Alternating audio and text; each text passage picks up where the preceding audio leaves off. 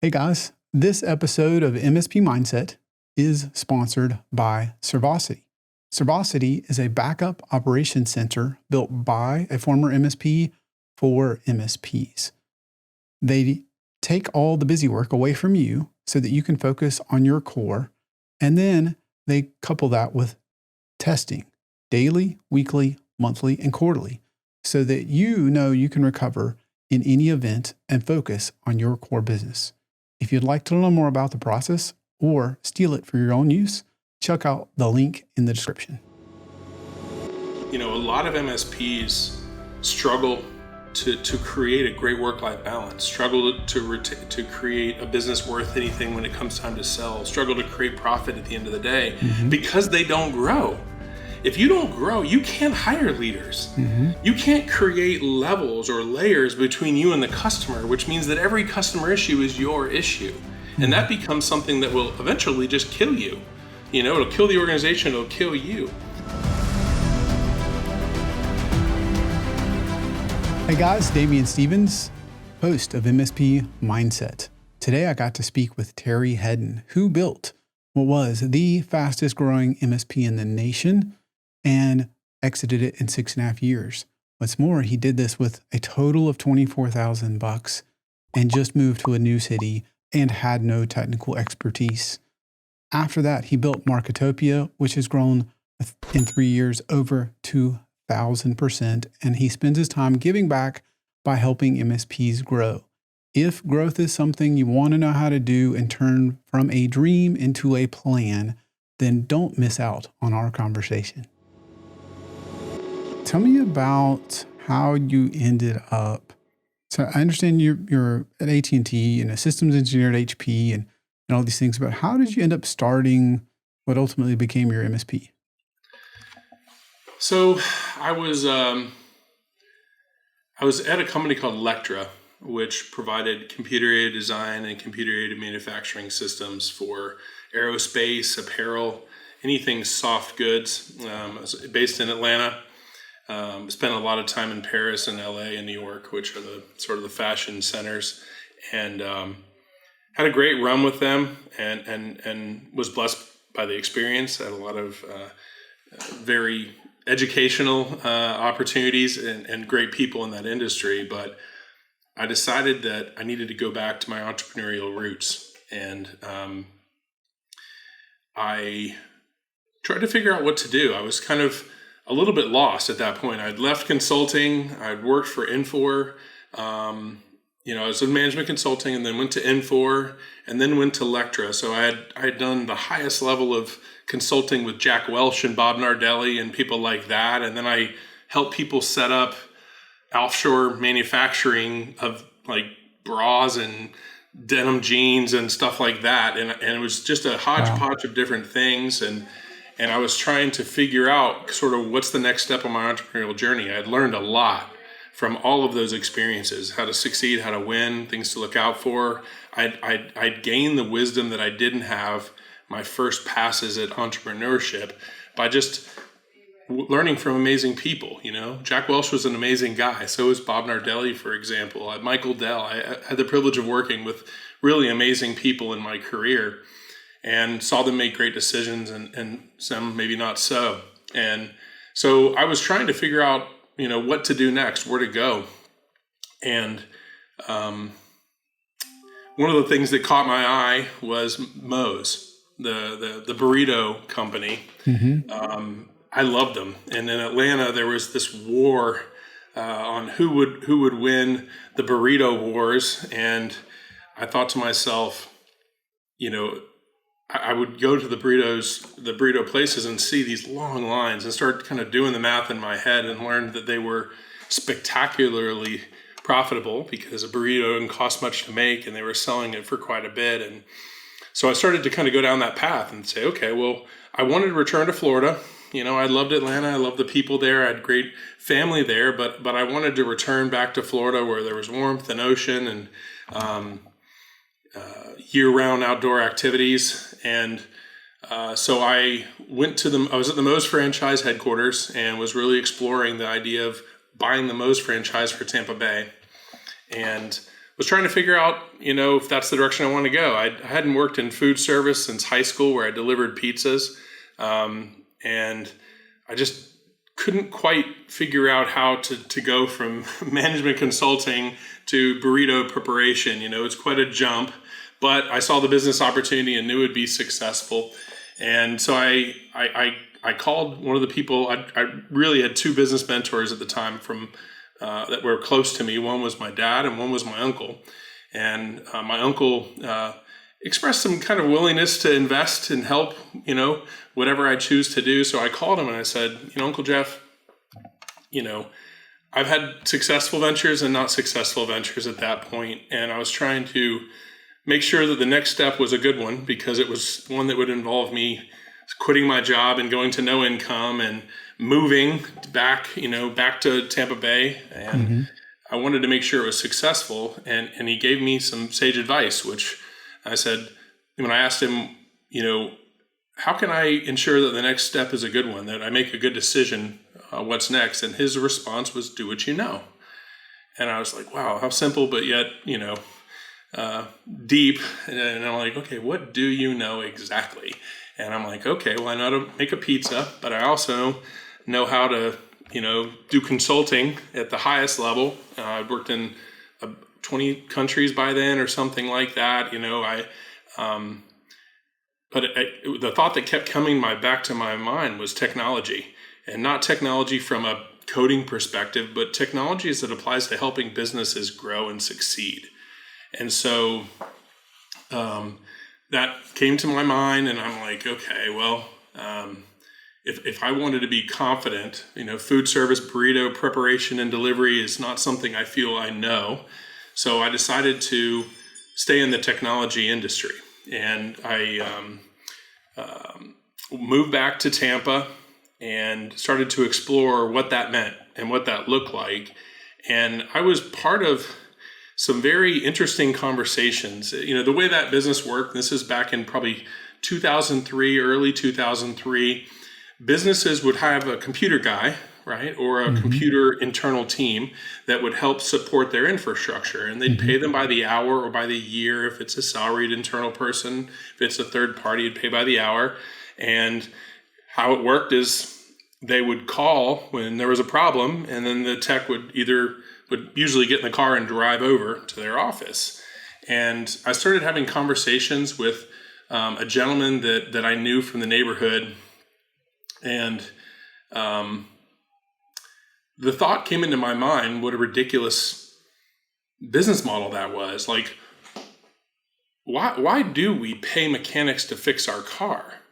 Like, why wouldn't we pay them to keep it from breaking? And why would we financially incent people for there to be problems after they do the repair? Like, a computer person in this break-fix model, if they do it really, really well and put together a solution that's going to last 10 years and be bulletproof, they would not be able to put food on the table for their families, right? And I thought to myself, what a weird moral hazard that was, that you would motivate people to give you breaking solutions that break, that don't last very long, that don't scale like you do, so that you keep calling them weekly or monthly and keep paying them more and more.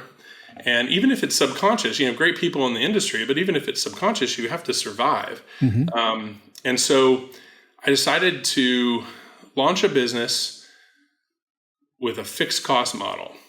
And at the time, it was completely ridiculous. I didn't know of anyone in the world doing it. And this is in early 2003. And so I started to work on a business model and came up with a plan called IBS Unlimited. IBS was the original name of the company, Infinity Business Systems, later became an acronym that had a negative connotation, right?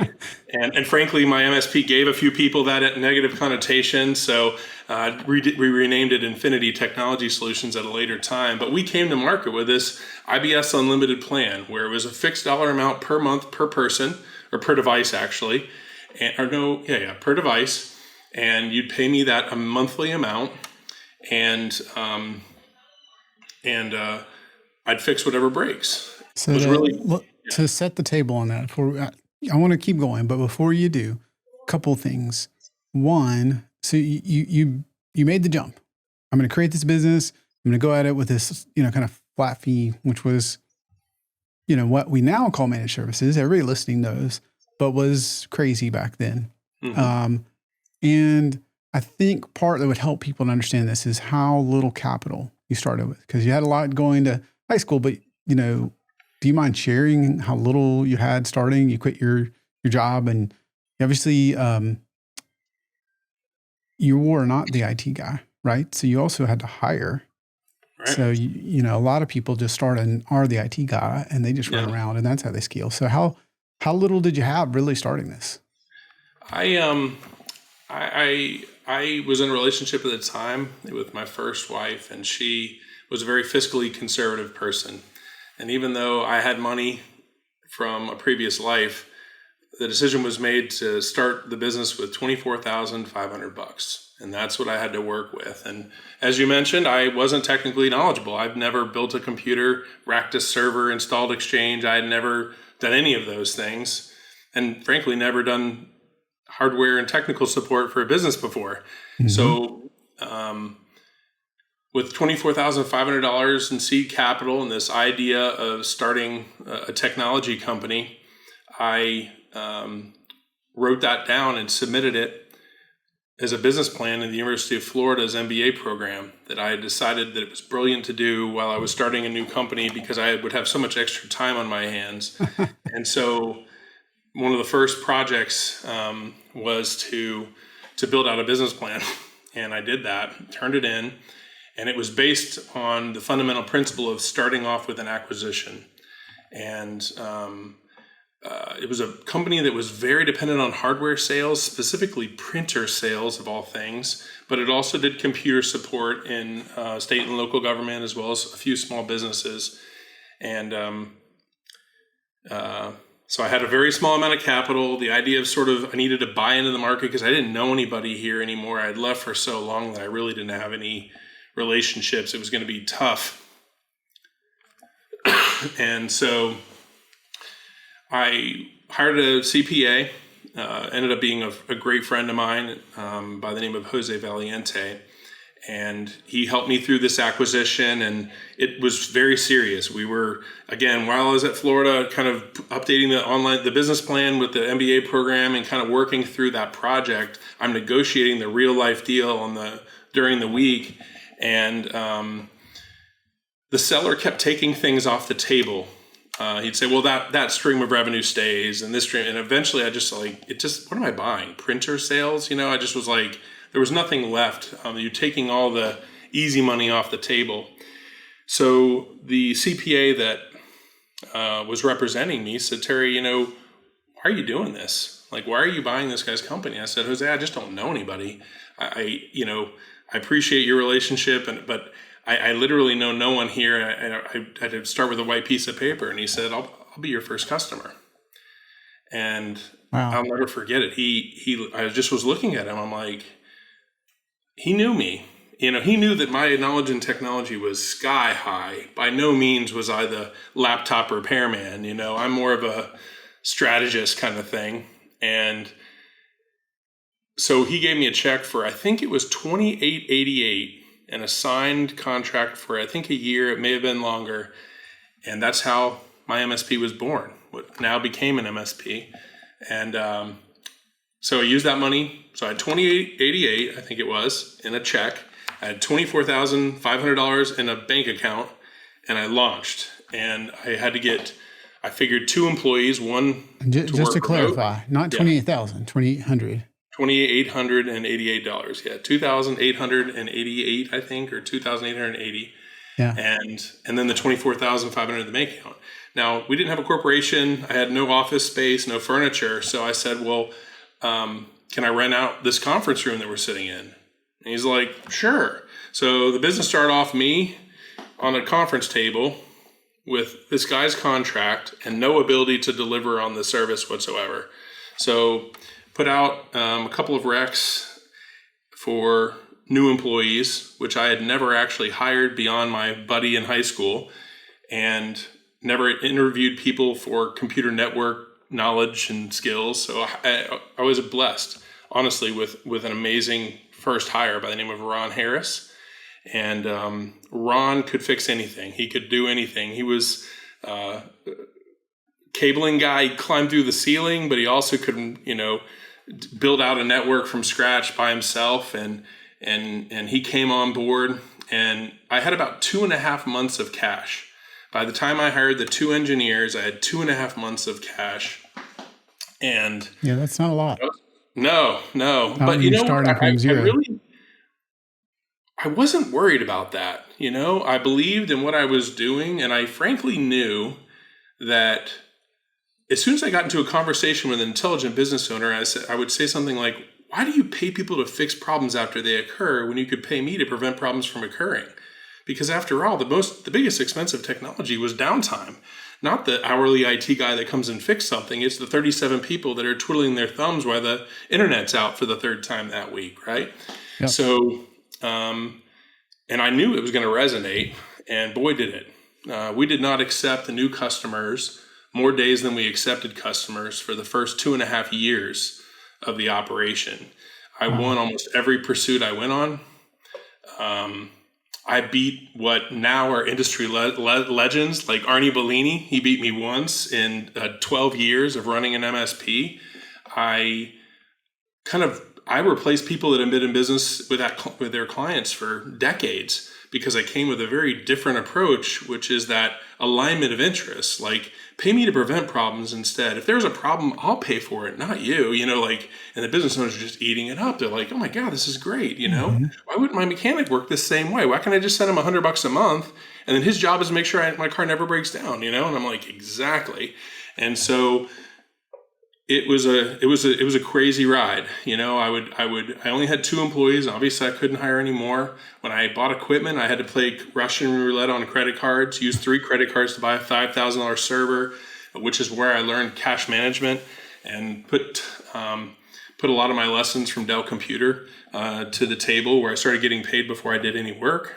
So I would get 100% on order for hardware, 100% on order for labor, 100% on order for recurring monthly subscriptions, and use that money to buy the hardware and hire the people and keep that machine going, right? So we went from, we went from 0 to 288,000 in year 1 to 480 year 2 to about $1 million year 3. And we got up to about 4.5 million in managed service revenue in 6.5 years without any money from anyone, without any seed capital beyond that $24,500, and the blessing of a lot of wonderful people that came into my life from an engineering perspective. And so it was an incredible ride, one that I look back on, and it'd be an interesting conversation to understand where managed services came from. Right. But I would say, at least in the Tampa Bay market, which is where ConnectWise is headquartered, Tech Data, there was a lot of really big corporations there. There was no one I knew of that was doing fixed cost IT until I came to market. And obviously 2 or 3 years later, it became a concept. There became an RMM tool. Mm-hmm. I remember when Kaseya came out, and Autotask and ConnectWise, and I couldn't buy ConnectWise because I was competitor to their services division. So I was in Kaseya, Autotask, MSP, and I'm like, wow, this is great. Tools that are built for me, because no tool was designed for my business beyond just like a QuickBooks kind of standard. So anyway, it was a wild ride. We grew. We were 5 times on the Inc. 5000, with the highest being, I think, 632 or something like that. And we averaged about 50% per year growth for 6.5 years. Wow. And it was just a wild ride. It was a great ride. So if I got it, you were either the first or one of the first to basically kind of invent the concept of managed services, certainly in Tampa Bay, and the market rewarded you, really, really well.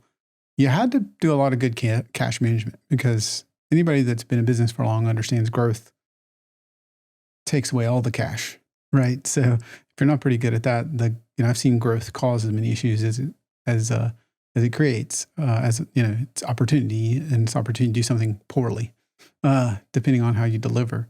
And so that right, to becoming like the fastest growing MSP in the nation is really, really something. Um, Tell me about some of the biggest challenges you had during that journey.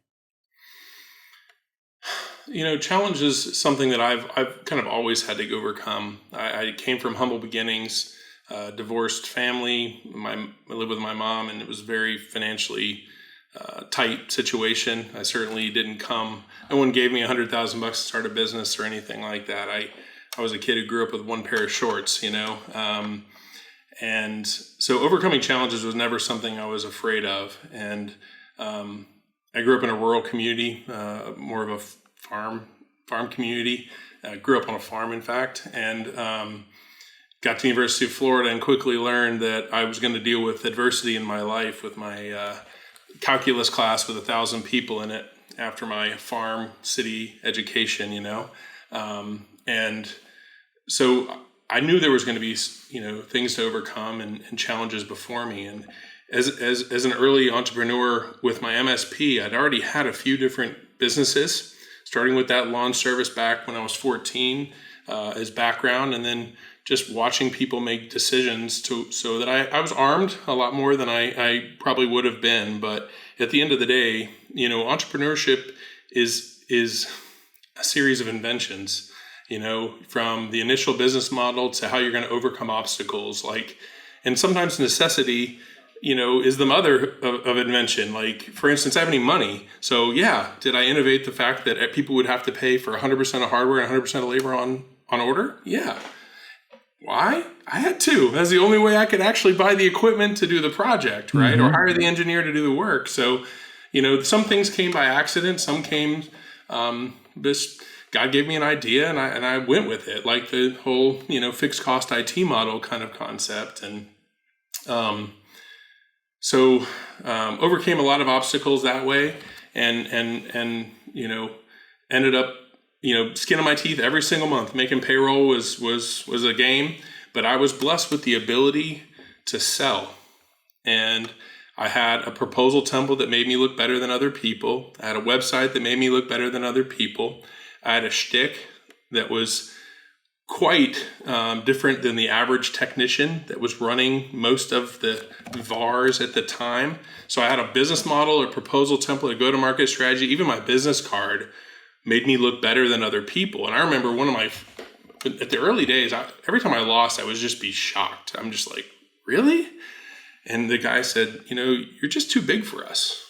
And I'm like, it's me and two guys, right? And I'm like, too big for you? Help me understand. And he goes, I could tell you're a large company and we're not. And I look at your website, I see how big you are, and I want to be an important customer of yours. And obviously I wouldn't be with you. And I was like, sir, I have 2 employees and I'm not one of the people doing the work. I have 2 people to do the work.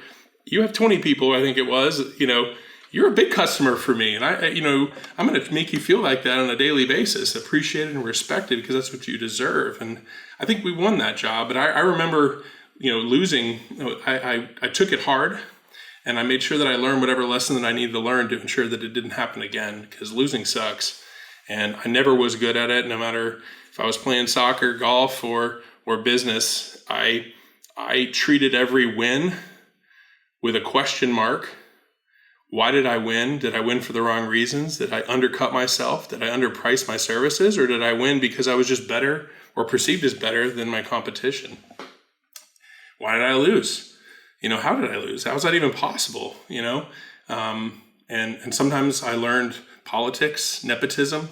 Sometimes I learned, that I made a mistake. Showing up 5 minutes late for a sales pitch means you're going to lose. I learned some really valuable lessons then as well. So you learn through success and we learn through failure, and eventually you just don't lose very much. And that was, where we were blessed to be. And by the end of the 6.5 year run where I was just on a rocket ship, there were competition. People had stolen my proposal. I could see because it looked just like mine. They would literally take my format and put their label on it and start competing with me and undercutting me usually. Mm-hmm. And so I had to win on new things, which led to a constant state of innovation. How do I go one better? How do I get better every quarter, every 6 months? What's the new version? I remember version 9 of my proposal, and I'd only been in business for 3 or 4 years, but that was because I had to one step ahead of the competition, Mm-hmm. And so, I love that part of entrepreneurship. I love invention. I love innovation. I love helping people and making a difference, but also winning. I wanted to make sure that I won far more than my fair share. And that's really what we did for the first, 6.5 years, just rode the rocket ship and innovated and ended up becoming, a beast. 49 people in 6.5 years with no funding is where we ended that 6.5 year run, and had a great time doing it. I wouldn't have traded that time for the world, even though running a business growing at 50% a year is hard. Yeah. Really hard. And especially without any money. So I look back on that time with a little bit of gray hair and sweat on my brow, but also a lot of appreciation for the lessons that I was taught through the mentors that I had, through winning and losing. Yeah. Yeah. That's crazy. So during that 6.5 years, right? I think not everybody, but most MSPs can relate to being the tech that goes and starts. And that's how you get going. So yours is very different, quite the opposite. So, did you end up where you had the key person that led the team? Was it something like that allowed you? Because a lot of folks, even if they are technical, they even if they were to grow as fast as you do, they couldn't do it for more than 6 months before they wouldn't keep up with the staffing. They couldn't keep up with the ability to deliver. Yeah. I think if you look back on the greatest lessons that I learned, or the greatest things that people can learn from my experience, one of them is certainly the value of separating service and sales. So many people get into a business because they know that business, and they become the product. And so they try to sell themselves and then do the work, and sell themselves and do the work. And the problem is that becomes a wave where when things are going well, you're burning yourself out. And when things are not, you can't make payroll. And it becomes this wave. And so many people get stuck in that wave where they're scrambling to close a deal to pay for the sins of the past. And they're really on a treadmill. They're not getting anywhere. They're just trying to maintain. And when we closed a big project, my role was back patting and pizza buying. I wasn't the one staying up late at night bringing up this network. I was out there closing the next deal and then showing them love with pizza and, appreciation to my team, while they did the work.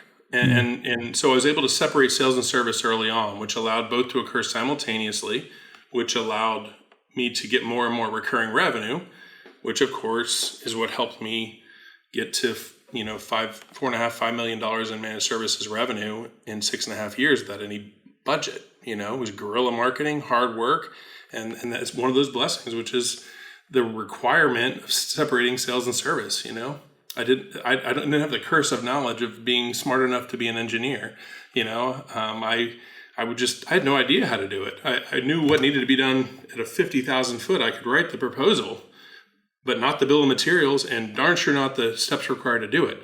I was blessed with great people, Ron Harris being one of them, Lance Ten Hoopin would be another, and those guys would go deliver on whatever crazy thing I promised the customer, and did it extraordinarily well, and I just was on to the next thing.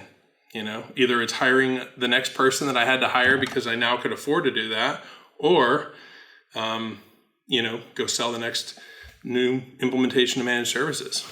Yeah. So not only did you grow really quickly, so you had some really good at sales ability, right? You were, I think it was voted best place to work in not just Tampa, but if I understand right, Florida. Yeah. So one of the things that I think people underestimate is social proof, where other people say you're great. And that's something that I knew very well in Big Five, because it was my day-to-day existence. I was a 21-year-old kid, grew up on a farm that went to the University of Florida. I show up on my first engagement at Ernst & Young, and I'm teaching a 50-year-old man that had been doing his job for 20 years how to do it better, And the only reason I was in that position is because someone said, hey, I've got the most brilliant dude who's going to come in here and help Bell South become even better because he's amazing. And that was the social proof that I needed to get in the door and do what I did. And the same thing happened at my MSP, whether it was an article in the paper that quoted me, an award that I got, and I ended up getting probably 40 awards maybe. When I sold my MSP, they gifted me all of the awards with my picture on them. And so I still have probably 20 scattered around the office today. It's great to have because obviously they weren't really mine, but it's a great way to remember the importance of publicity and having people talk about you. So I'd be nominated for awards, and frankly, I'm a very competitive person.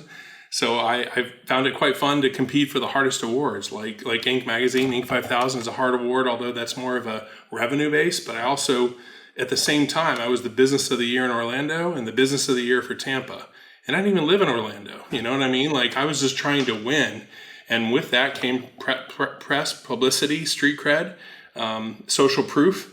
So that when I went to someone, I'd be like, who's better to help you than the Business of the Year for Orlando? They don't know that I drove over that morning from Tampa to pitch them, right? They just knew I was the Business of the Year. And so people just kept signing. And so winning awards is a key part of guerrilla marketing. So are references, so are referrals, and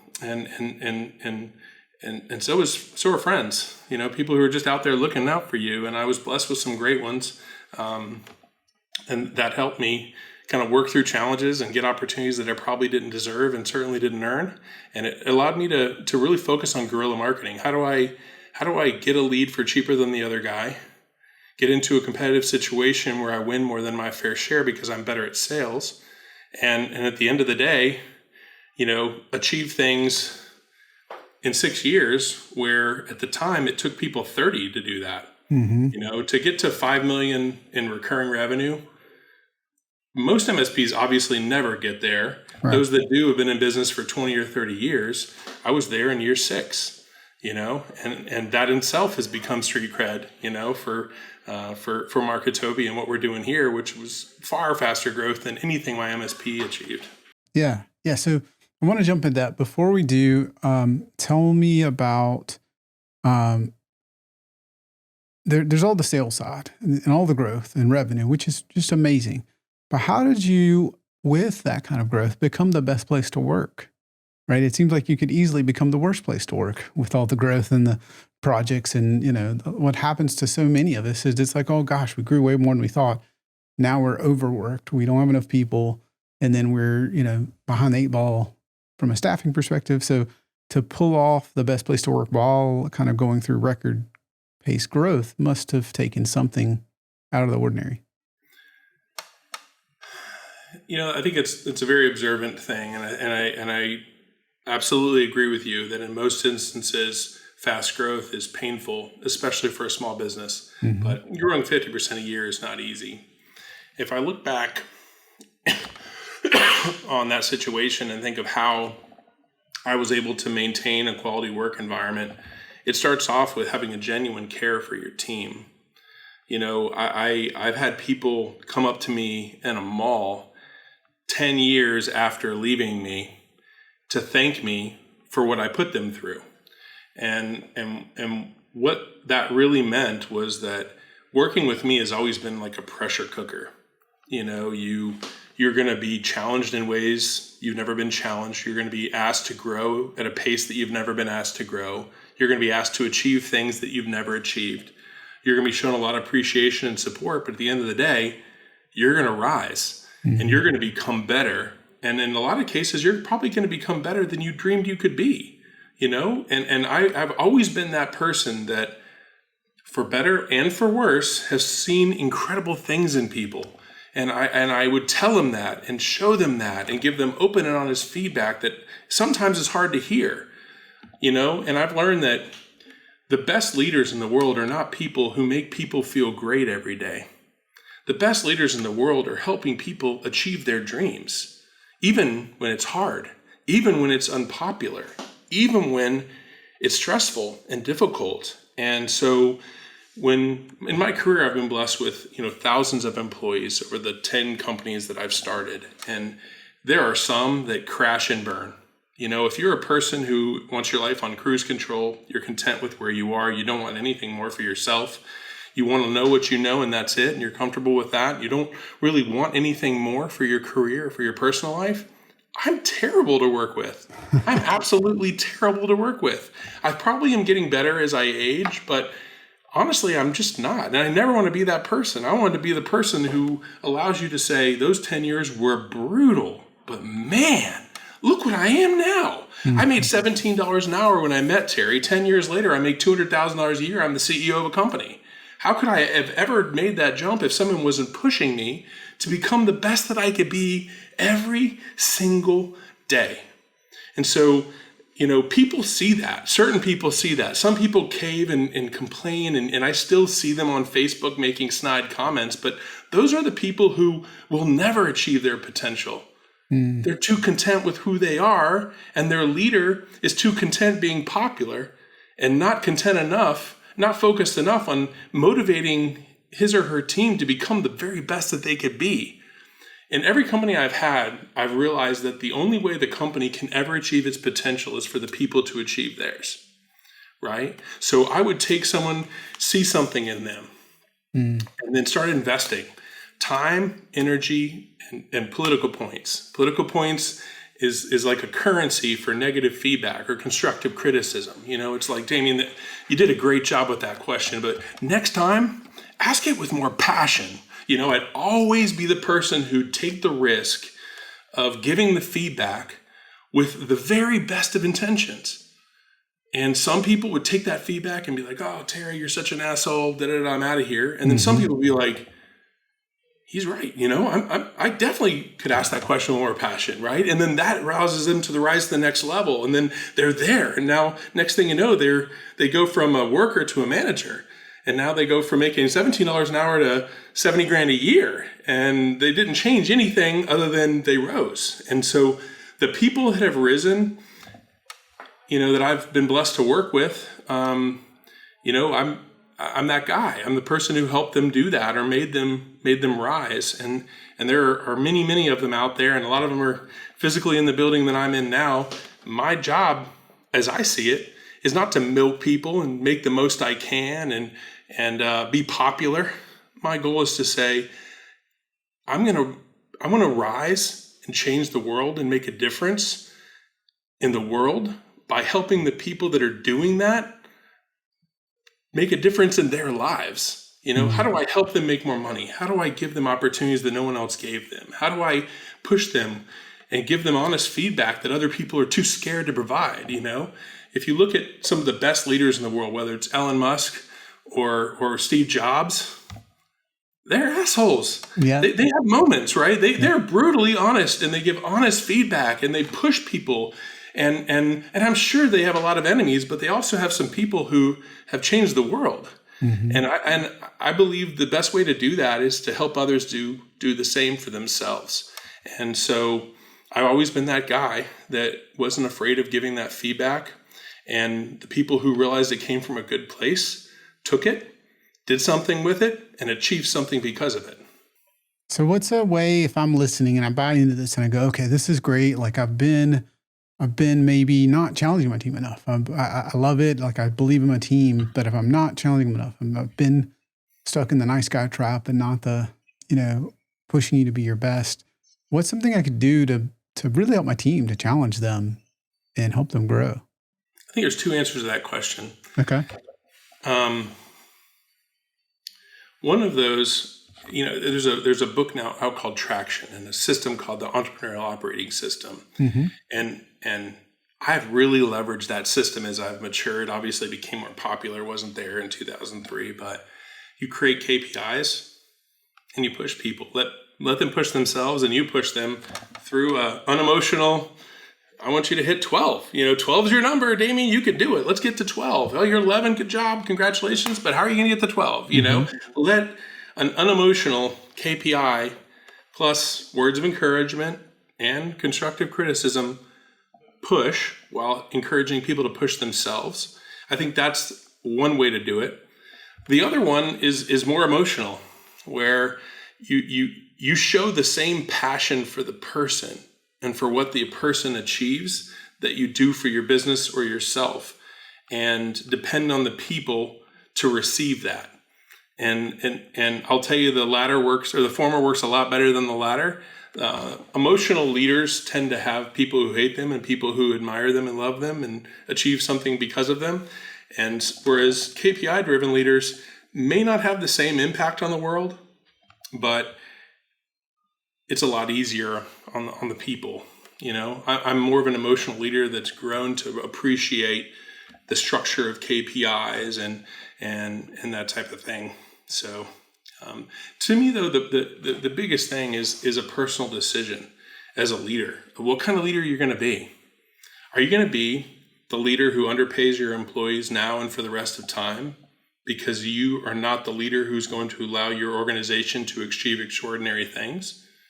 Is that who you're going to be? If so, that's fine. Just be honest with them. Hey, listen, I'm going to run $1 million business for the next 20 years. My hope is to pay you 80% of what my competition could, but I'm going to create a pretty casual, laid-back life because of it. It's a lifestyle. And be honest with your team and your family and yourself. If you want to achieve something extraordinary, you also have to be honest with your team. I'm going to help you achieve something extraordinary. What's your dream? What's your dream? Where do you want to be in 10 years? Do you want to put you were a high school dropout. Do you want to send your kids to the Ivy League? Because that's what I want for you if that's the case. And I want to push you and push myself and push the organization to achieve its potential and win and help others win. And I think those are two different kinds of leaders. And I think it starts off with a mental decision of what kind of person you want to be and what kind of leader you want to be, because it's not easy growing an organization at 50% a year. It's not easy to give constructive criticism and open, honest feedback. It's a lot easier to bite your tongue, say attaboy no matter what happens, and allow mediocrity to rule the day. That's the easy path as a leader. And I think the people you find that truly achieve something extraordinary are the open and honest type that try to push their team to live to their potential. I love that you're sharing that. And I'd love to dig a little deeper because there's no way you would be the fastest growing MSP without the people, right? I mean, you, in your particular case, you couldn't be the service and the sales, which is a curse or a blessing, depending on how you want to frame that, right? In your case, I think you used it as a blessing. So tell me about some of the ways that you had to level up as you grew. Because obviously at the end, millions and millions of revenue versus at the beginning with 2 people, you probably had a leadership team, you probably had a lot more operational maturity and probably bigger challenges, but in different ways. So I'm kind of curious, what are some of those, especially for the folks listening, right? The MSPs listening, going through this saying, okay, I'm stuck at $1 million, or I'm doing this and I'm doing that, and I'm not, or maybe at wherever they are, there might be half that, might be twice that. But if you're there and you're not getting there, some of the people challenges you faced. The biggest people challenge that a small MSP faces is the leader. He or she tends to become the problem, whether they're a bottleneck or the only engineer or the only of anything. They tend to be very quick to jump in and very slow to delegate. I think, one of the things that I learned and deployed very early on was that if you can find someone to do 80% as good as you, delegate as fast as you can. And I think, a lot of MSPs struggle to create a great work-life balance, struggle to create a business worth anything when it comes time to sell, struggle to create profit at the end of the day because they don't grow. If you don't grow, you can't hire leaders. You can't create levels or layers between you and the customer, which means that every customer issue is your issue. And that becomes something that will eventually just kill you. It'll kill the organization, it'll kill you. I knew that the key to prosperity and the key to joy in life was to delegate. And I knew the key to delegation was to have the money to hire the people to delegate to. And the key to do that was to run a balanced business. Most MSPs overinvest in the service side to the point where they can't afford a back office and they can't afford a marketing and sales team. Mm-hmm. They literally will buy every tool and every technology and everything at every booth at every trade show for their service team. They'll have 3 times more engineers than they need because they want to create the best life for the best engineers. They want to collect them like some sort of rare, pottery piece. Whereas I knew that for me to grow, I was going to have to invest what it took to do a good job and stop there. And start investing in what it took to get the next customer, to drive the next level of organizational growth, to go from 1.2 to 2.8 million in 1 year. Most MSPs never get to 1.2, but those that do don't get to 2.8 in the next year usually. And for me, it was just leveling up. I needed to up-level myself. I needed to get out of the day-to-day. I needed to not be the bottleneck, not be the problem, and to hire people to take portions of my job so that I can do mine. The CEO job is a very important one, whether you're an integrator that's actually doing the operational running of the company, or if you're the visionary who's coming up with the next great idea that's going to help you leapfrog the competition. It doesn't really matter. The CEO job has to be done. And if you're so busy being the tech, you're not going to be the CEO. So one of those things that I would tell anyone who is looking to achieve growth and actually turn their business into a $10 million valuation is you're going to have to get out of the way. Mm-hmm. You're going to have to level up and delegate. To do that, you're going to have to make money. And to do that, you're going to have to get a lead that becomes a sale, that becomes revenue on the top line so that you can add expenses to the bottom line. And when you start building an organization with people that are amazingly specialized at their piece, and you start getting out of the way and let them grow and let them blossom into whatever they can become, your organization can start achieving things that you as an individual can't. And I think that is something that a lot of MSPs struggle with. I would spend 10% to 20% sometimes of revenue on the front end of my business. Wow. Yeah. Why? Because I knew that to hire a COO, I need to have, $20K a month in profit. And the best way to do that is not to cut my team on the engineering side, but it's to get 3 new customers that average $7,000 a piece, right? At that point, I've got enough. As long as I don't have to hire an engineer because I have better automation or better tools or my engineers are more efficient or whatever, that becomes top line revenue that can hire people that are better than me, And so a lot of MSPs need to learn that lesson. You should spend a significant amount of money on the front end of your business and not give up on it, even if it doesn't work. If you make a mistake, buy some sort of toolkit that never generates a lead, it never generates a sale, that doesn't mean you give up on lead generation and sales. That just means that you failed that time, and that's okay. Learn from it and move on. Try something else, that became the package that is now Marketopia, which is how do you create a rocket ship on top of an MSP that hasn't grown in 10 years? And I will tell you that it's easy. It's extremely easy to grow an MSP. In fact, there are few businesses easier to grow than a managed service provider in the world. And the magic is in recurring revenue. All right? So if you get someone on a 5-year... I want to take that apart because I don't want to miss that, because I don't think anybody listening would raise their hand and say, this is easy, this seems easy. Recurring revenue is the gift, no doubt, right? I feel like you fall in the camp of sales and marketing. That's my struggle. Or you fall in the camp of, okay, well, I did grow, but now I got to scale service delivery. And then I get a lot of people, they just come to me and I've had people tell me, I literally cannot grow my business. They've told me like it's a fact. They've believed it so much that I can't grow my business. I actually have to quit accepting clients because I can't attract the right kind of, I need L3 engineers. I need this kind of stuff. I need that. So you kind of fall into sales and marketing. I've tried once or twice. I've tried 2 or 3 things. I tried sending out these these lead gen forms or mailing some aspirin or whatever. It didn't work. And then you have the others that are just like, they've gotten some success, but they kind of hit the brakes because they're like, well, I can't keep finding talent, and if I maybe one client won't make you find more talent, but if you're going 50% a year, you're going to be adding people. So anyway, I hear that all the time. So how is this the easiest business to grow? Being afraid of growing as an MSP to me is the same thing as a farmer being afraid to plant seeds because of what might happen when they grow. Right? Don't be afraid of the problem you want to have. The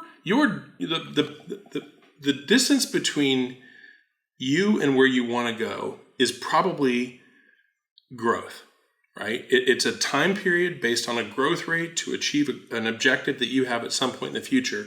Growth is what it's going to require. Whether it's quality of life you're looking for, profit, revenue, valuation when it comes to sell, you have to grow. So you can't be afraid of the consequences of growth. You can't let the fear of success lead you to fail, which is really what you're talking about. Right. That's the strawberry farmer to go, listen, I'm so scared to death of buying that tractor because if I plant, 25,000 more strawberry seeds, I might have 25,000 more strawberry plants, which means I've got to pick those strawberries and sell them and make an extra $1 million a year. I'm scared to death. Therefore, I'm just not going to buy the tractor. I'm gonna do it the old-fashioned way and maintain the status quo so that in 20 years, I'm exactly where I am right now, which is what you're saying. And so you've got to kind of level up from that and mature as a leader and say, you know what? I'm not going to be afraid of success. I'm not going to be the reason my team doesn't achieve their personal objectives because I'm afraid of achieving my own objectives. I'm not going to be the guy who looks back on his career and wonders what might have been if I wasn't scared, if I wasn't afraid to achieve my own dreams. So, so first you got to get over that. It's a head trash, right? Which is I'm afraid to succeed. So you've got to say, you know what? At this point in my career, I believe in myself. I believe in my team. And if I don't, I believe in my ability to find someone that can help me. I'll figure it out. And that's where I was. I would go close a deal, and I had no technical skill nor resource to do the work, but I believed in my ability to find them and God's ability to provide whatever it is that I needed. And that faith allowed me to take leaps of faith, and that allowed me to have confidence in the sales process, which is a lot of the reason you win. I was confident walking in there. That company didn't know that I had 3 employees and they're bigger than all my customers combined. And I'm about to close the deal because I look better and sound better than my peers. So I would worry about success when I needed to worry about success. And until then, I wouldn't be afraid to do what it took to achieve it, And so I think a lot of us kind of get stuck with that head trash and we allow it to sink us. And it's quite unfortunate because one thing I think is really common in the MSP industry is that there's great people in there. The people who deserve to win, they're MSPs, man. Yeah. They're good people, hardworking people, care about their customers, don't lie, don't cheat, don't steal, honest people, not afraid to work for $1. They're certainly not trying to scam people. No. They deserve to win. They're the nice guy that deserves to win. So one of the roles that I have out there is to try to motivate people to do what it takes to achieve their dreams and stop letting their fear of success lead to their failure. Let their comfort and complacency lead to not achieving the ultimate dream that they have for themselves or their family. And so, we just had a customer who I could have bought his business for $1 one day. 2.5 years later, he sold for $6 million. Wow. That's an MSP. So from a valuation of $1 to a valuation of $6 million.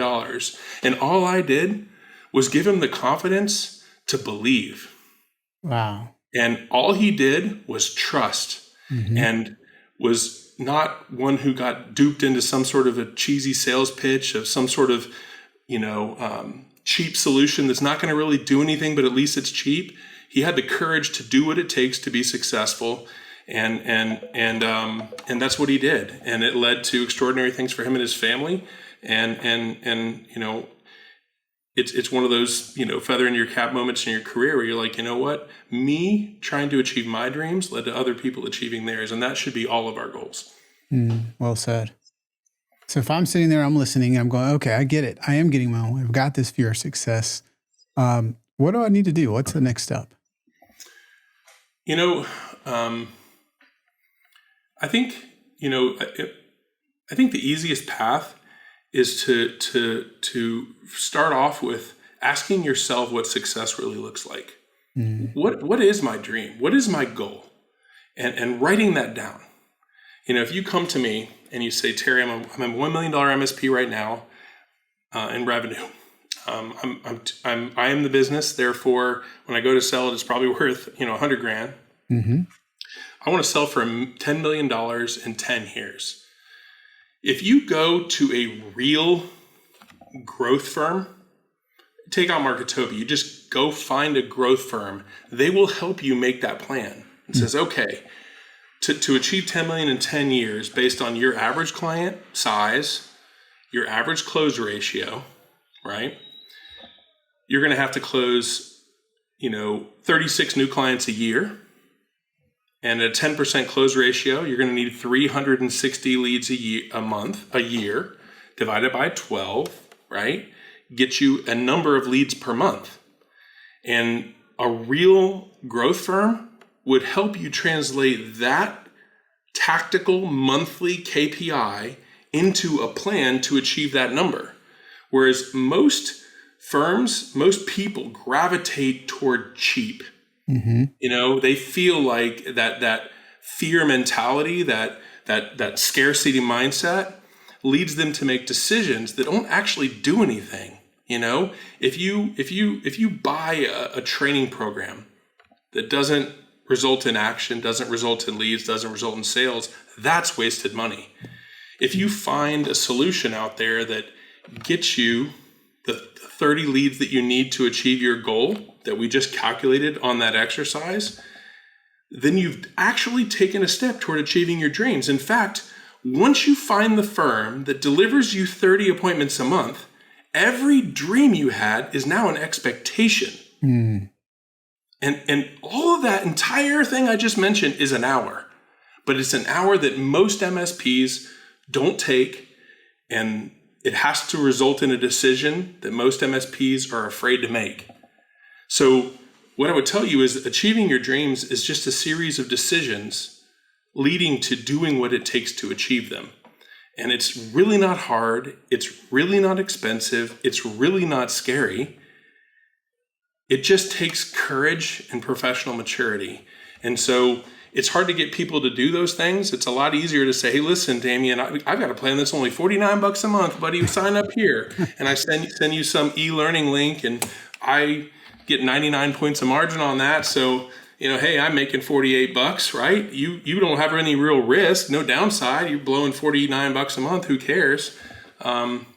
Until year 2 and 3, when you realize that you didn't follow the training, you didn't do the work, and your revenue's the same or even lower than it was when you first bought that subscription. And that's a travesty. That's failure. And so what I would tell you is that people need to go through that exercise. What's my dream? Write it on a piece of paper. My goal is this valuation by this date. And then you work with someone who's a business person that can help translate that into annual goals, monthly goals, and daily activities required to achieve those monthly goals. And as soon as you're achieving those monthly goals, trust, be patient, be disciplined, be mature enough to say, you know what? I didn't get where I am in a day, and I'm not going to get where I'm trying to go in a day. I need to be patient and disciplined to stay the course. And over time, averages play out. Over time, the math that you did that equated to that 30 leads per month goal equals achievement of dream becomes exactly what you expected it to be. You figure out how to close 10 out of 30 leads a month, and you're adding $30,000 a month in recurring revenue. And all of a sudden at the end of the year, you're adding $360,000 in recurring revenue, which means you're adding approximately $360,000 in annual valuation over the course of 10 years. It's added up to something. But by the way, since you're one of the few MSPs that actually knows how to grow, and you probably have done even greater things with those clients after they came aboard, someone will come to buy you and say, Damien, daggone, man, it's pretty awesome. Most people would go to 1.2 million and stay there the rest of their lives. Mm-hmm. You were at 1.2 million and now you're at 19.2 million. I'm going to give you a valuation of 20x EBITDA. You know, and now EBITDA is $1 million. And so now you do the math, you're like, holy cow, I just turned my MSP that was then worth $100,000 into 20 mil. And all of a sudden the sailboat in the Virgin Islands that I dreamed about having, or the cabin in the mountains, or I don't know, whatever your dream is becomes what actually happens. And so it's not that complicated. It's not that difficult. It's just the discipline to take the time to write down your dream and then build a plan to achieve it, and then have the discipline to follow that plan. So on that note, so this is what I gather you do with Marketopia, and in 3 years, you've experienced over 2,000% growth rate at Marketopia. Crazy growth. How have you figured out how to grow even faster than at your MSP? My MSP peaked at 658 or 652 on the Inc. 5000. Marketopia peaked in the Inc. 500, and I think it was like 238 or 252 or something like that. We had 2,040% 3-year growth. The principles are the exact same, right? Come up with a solution that's slightly better than other people, perceptively or actually better. Figure out how to get more leads than average. Figure out how to close more than your fair share. And then do a good job and deliver on your promises. And if there's results that aren't living up to your expectations, figure out how to improve upon them, get better and innovate and elevate your performance over time. And if you do that, you'll keep customers. And if you do that, you'll grow. And the second time you drive a rocket ship, it's a lot easier, right? And we've been blessed with great people here. We have a great team now, and one I'm honored to lead. And we've done great things for people. We've helped people achieve their dreams. Multiple people have exited. I've got one that I think is exiting this week, and I'm really happy for him because he deserves it. And I think what Marketopia does for MSPs is the delta between where I was as an MSP and where my competition was as an MSP. I sold in 6.5 years. Most MSPs are still at $500,000 or $1 million in 6.5 years. I exited and I wasn't even for sale. My business was not listed. I didn't have an offering. I literally gave a speech at a copier convention, and then there was a bidding war. And so what I would do now is overlay the discipline, that exercise that I described to you is how we start every engagement. What's your dream? Let's build a plan to achieve your dream, whether you use us for the plan or you do it yourself or you hire another firm. I actually don't care. If I came out of retirement to make a difference, not a dollar. Mm-hmm. And every dollar that I made in Marketopia is because I've had a passion for making a difference. And so my goal is to just help people with that first step, the hardest step, which is what's it going to take to achieve their dreams, and then leaving it in their lap. Are you willing to do it? Because that's what's going to separate the dreamers from the achievers. If everybody knows what it's going to take and 10% are actually willing to do it, those are your winners. Mm-hmm. Those are the ones that are going to live the life that they wanted to live and achieve what they want to achieve and help others achieve the dream that they had for themselves, and hopefully more. So that's what Marketopia does. What we do it in the form of asking that question is the first question in the sales process, all the way to day-to-day execution of marketing, lead generation, and sales. We'll actually help people close deals. That's the new service that we launched this month, actually, is Sales Closer as a service for MSP business owners that just aren't salespeople, don't know how to hire a salesperson, struggling with sales. We'll actually help them. We'll hold their hand, go to every meeting with them virtually, and ask the tough questions. Ask for the deal when they're afraid to ask for the deal. Ask for 25% more money than maybe you thought the prospects would be willing to pay, and then have the confidence to get that done. And at the end of the day, if we can make a difference for 100,000 more MSPs and help 100,000 more great people achieve their dreams, that's the kind of epitaph that I want for myself, right? When I put a capstone on the end of my career, it's how many lives did you change? How many dreams did you help others achieve? And did you do it the right way? And to me, that's what it's all about. Yeah. How many lives did you change is a huge, huge one. I love that. Yeah. So I love this, Terry. This has been a gift. If I'm interested, if I'm listening and I want to connect, I want to follow, I want to hear, I want to figure out what it takes, whatever those are, how's the best way to get a hold of your company? Maybe just follow you. What do you recommend? Connect on LinkedIn. Obviously, it's the great B2B thing. You can also connect to me on Facebook, but I'm not that cool of a guy. I'm not very good at posting stuff. On LinkedIn is a great way to connect. Terry Hedden, Hedden. You can connect to me or Marketopia, or give us a call. Go to Marketopia.com, fill out phone numbers on there, fill out information. The bare minimum that I'd like to do for your audience is to help them with that plan, translating their dream into a monthly KPI that they then have the option to do whatever they want. I don't care if they decide to make a conscious decision that they're not willing and therefore they need to change their dream, or if they hire Marketopia or another company. I actually don't care. I'd like to help every one of your listeners translate that dream into a plan and give them the knowledge of what it's going to take to turn their dreams into expectations. And if we can do that for just one MSP, I will consider this time well spent, and hope and trust that we'll make a difference with one person. And if we could do that, I'd find this very, very successful. So I'd love to do that for your audience. And if the time comes for me to be on stage and share my testimony or my business acumen with anybody, I'd love to do that. So if there's an opportunity to help somebody, have them reach out to me on LinkedIn, text me, I'll answer any question that they have and help them to the best of my ability. All right. Well, we've talked about how you were the fastest growing MSP, what it takes, how you're growing even faster, Marketopia. And if you're listening, we talk about every episode, how you can change your mindset. So now it's the time to overcome your fear of success. And I love, as you put it, Terry, turn it from your dream to an actual reality or a plan. And then you can do whatever you want. You can decide who you want to hire, you want someone to do, but go from that. You owe it to yourself and your team, right? To turn this from a dream into reality. So take advantage. We'll make sure the links are in the notes. And don't sleep on this. This is your opportunity to do something different and do something that most people won't do. So don't be one of those people, and take advantage of the gift that Terry's giving us. Terry, thank you so much for the gift for my audience, for the gift of your time here. It's been a true blessing to have you on the show today. Thank you, Damien. It's an honor to speak with you and work with you, and it's an honor to make a difference with you.